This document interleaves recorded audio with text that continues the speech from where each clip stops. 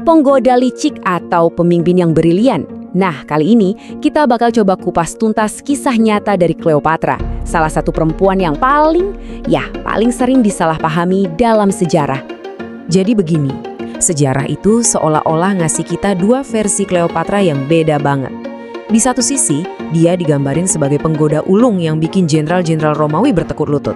Tapi, di sisi lain ada juga cerita tentang dia sebagai pemimpin perempuan terkuat di masanya, yang berhasil bikin Mesir makmur selama 22 tahun. Nah, jadi yang mana nih yang benar? Oke, untuk bisa benar-benar ngerti siapa Cleopatra, kita harus mundur sedikit. Kita perlu lihat dulu, dunia seperti apa sih yang ngebentuk dia? Masa kecilnya tuh, jauh dari kata indah. Ini lebih kayak pelajaran bertahan hidup yang super brutal. Bayangin aja, pas umur 4 tahun, ayahnya diusir dari kerajaan. Tahtanya direbut sama kakak perempuannya sendiri, Berenice. 3 tahun kemudian, ayahnya balik lagi, dibantuin sama Roma, dan langsung mengeksekusi Berenice. Pelajaran pertama yang dia dapat, dalam perebutan kekuasaan ini, keluarga sekalipun bisa jadi musuh paling berbahaya. Tapi ya, di tengah semua kekacauan itu, Cleopatra justru ngasah senjatanya yang paling mematikan, otaknya. Dia tumbuh di Alexandria, yang waktu itu bisa dibilang pusat ilmunya dunia kuno. Di sana, dia belajar dan menguasai lebih dari 7 bahasa, filsafat, retorika, you name it. Ini bukan sekedar sekolah biasa ya, ini benar-benar pelatihan intensif buat jadi seorang ahli strategi yang super cerdik. Dan disinilah kita mulai lihat kejeniusan politiknya.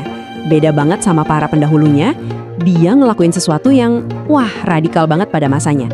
Dia belajar bahasa rakyatnya sendiri, bahasa Mesir. Coba deh bayangin, ada Fir'aun yang bisa ngobrol langsung sama rakyatnya. Ini bukan cuma buat pencitraan loh, ini langkah strategis yang, brilian banget. Oke, sekarang kita lihat gimana semua bekal ini dia pakai dalam manuver politik besar pertamanya. Dan ini melibatkan orang paling berkuasa di dunia saat itu. Jadi ceritanya, Cleopatra lagi di titik terendah nih. Dia diusir ke Suriah sama adiknya sendiri, yang by the way juga suaminya. Rumit ya, tapi pas perang saudara di Roma merembet sampai ke Mesir, dia nggak ngelihat itu sebagai ancaman. Dia justru ngelihat sebuah peluang. Oke, adiknya mungkin punya tentara, tapi Cleopatra punya sesuatu yang lebih kuat, ambisi. Nah, pertanyaannya sekarang, gimana caranya seorang ratu yang lagi di pengasingan, yang lagi diburu-buru, bisa dapat waktu buat ketemu 4 mata sama Julius Caesar, jenderal Romawi yang baru aja mendarat di Mesir? Jawabannya, lewat salah satu aksi paling nekat dalam sejarah.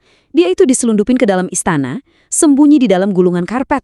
Pas gulungan itu dibuka di depan Caesar, yang muncul bukan cuma seorang ratu, tapi juga kecerdasan dan keberaniannya yang luar biasa.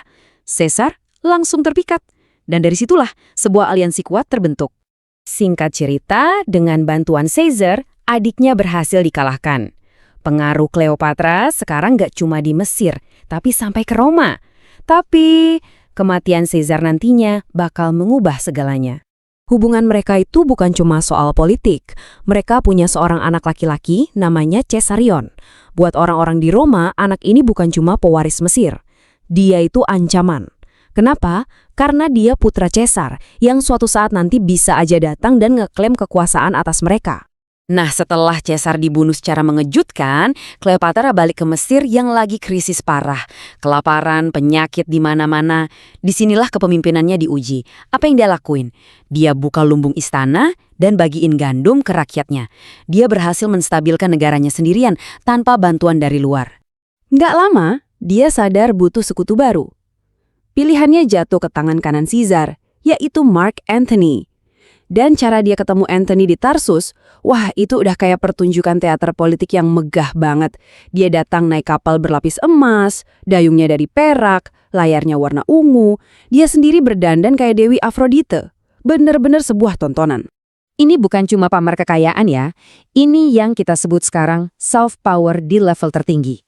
Jadi, bukannya dia yang datang ngemis-ngemis ke Antony, dia justru bikin Antony yang nyamperin dia. Dengan tampil sebagai dewi, dia nunjukin kekayaan, kebudayaan, dan kekuatan ilahi Mesir.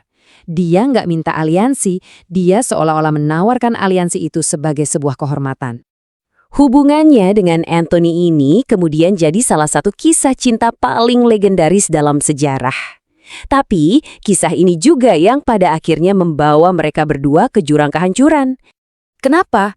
Karena hubungan mereka ini secara langsung nantang saingannya Antoni, yaitu Octavian. Siapa Octavian? Dia keponakan sekaligus pewarisnya Caesar. Dunia Romawi pun akhirnya pecah jadi dua. Antoni nguasain wilayah timur, Octavian nguasain barat. Perang saudara yang baru, jadi nggak bisa dihindarin lagi. Puncaknya terjadi di pertempuran laut di Actium. Mereka kalah telak. Keduanya pun kabur balik ke Mesir, sementara pasukan Octavian terus ngejar di belakang. Kemenangan Octavian ini penting banget karena inilah akhir dari Republik Romawi dan awal mula Kekaisaran Romawi. Dan akhir kisah mereka benar-benar sebuah tragedi yang dipicu sama misinformasi.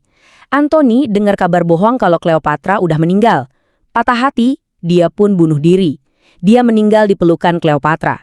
9 hari setelah itu, Cleopatra, karena nolak untuk diarak keliling Roma sebagai tawanan perang, akhirnya ikut mengakhiri hidupnya. Dengan caranya sendiri. Nah, setelah kematiannya, mesin propaganda Romawi langsung bekerja. Mereka menciptakan mitos tentang Cleopatra yang kita kenal sampai sekarang. Dan ini poin kuncinya. Bahkan para penulis Romawi yang notabene adalah musuhnya mengakui apa sumber kekuatan Cleopatra yang sesungguhnya. Bukan kecantikannya, tapi kecerdasan dan karismanya. Salah satu sejarawan, Plutarch, nulis kau pesona Cleopatra itu nggak tertahankan dan obrolannya punya daya pikat yang luar biasa. Jadi, coba deh kita lupain dulu mitos-mitosnya. Warisan Cleopatra yang sebenarnya adalah dia seorang penguasa hebat yang sukses bikin Mesir stabil.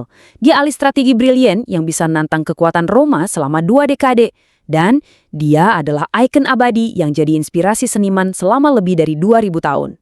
Semua ini ninggalin kita dengan satu pertanyaan besar. Apakah Cleopatra yang selama ini kita kenal itu emang seorang penjahat? Atau dia cuma seorang ratu hebat yang kisahnya kebetulan ditulis oleh orang-orang yang berhasil mengalahkannya? Karena pada akhirnya, sejarah itu seringkali ditulis oleh para pemenang kan?